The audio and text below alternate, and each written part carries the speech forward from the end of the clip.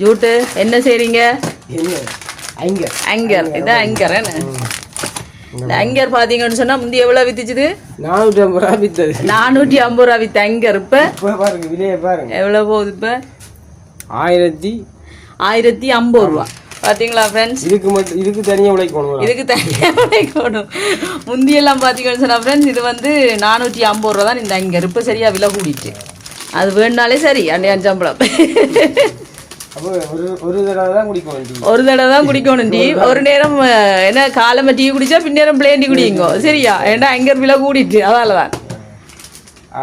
நீங்க கீழே ஓட்டாம வடிவா போடுங்க.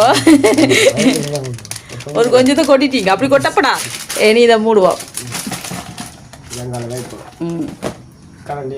கரண்டி வச்சாச்சு. கணக்கா போடுங்க. கூட போட சளி பிடிச்சு வீடியோ